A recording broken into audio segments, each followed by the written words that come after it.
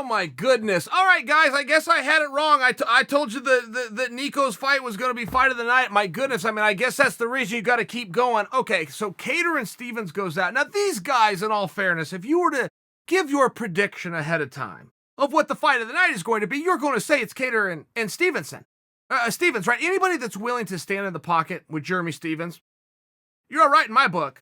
So, you got to understand, what is a cage fighter? Or at least, what is your perception of a cage fighter? If you just think of a cage fighter in your mind, and you think of what a cage fighter should look like, or what they should do, or what their style should be, who do you think of?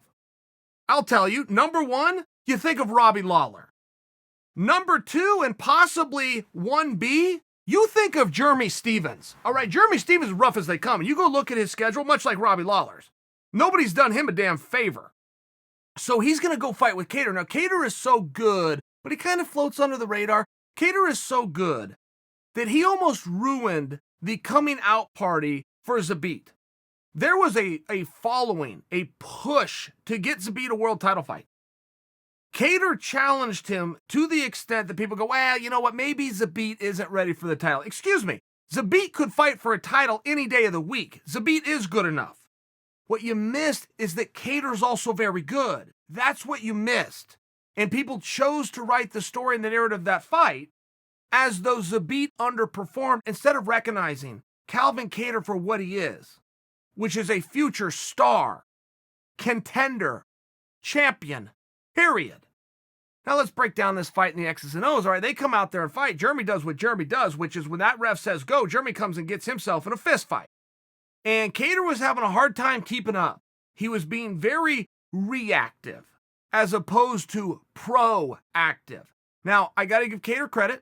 He moved a lot. He understood range real well, and he knew to keep his chin down and keep those hands up because Jeremy was bringing heat.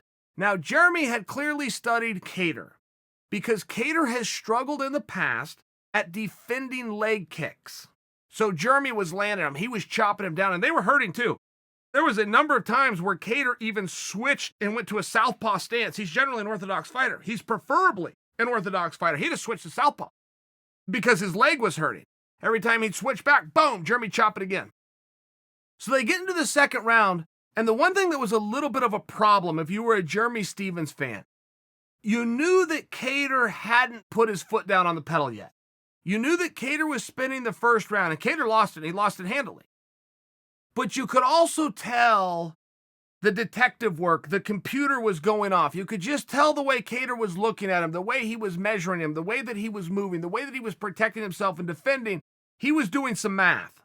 He was starting to figure some things out. He was starting to figure some rhythms out. He was starting to look for some openings, even though he didn't take them. It was very clear that he let the first round go with a plan to come back in 2 and 3. Well, that's exactly what happened.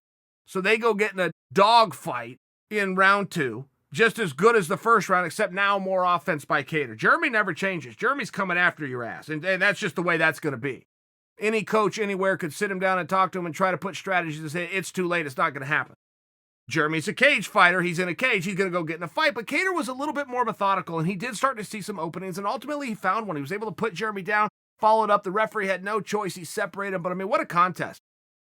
Jeremy Stevens is one of the few guys, and he's done this a number of times. He's one of the few guys ever who can lose a fight and his stock goes up.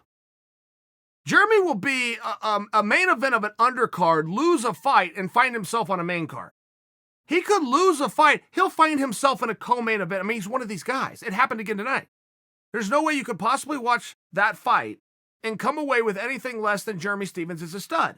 There's also no way you can watch Calvin Kattar fight and try to do to him what you tried to do to him the night he competed with Zabit, which was to dismiss the opponent. No, excuse me.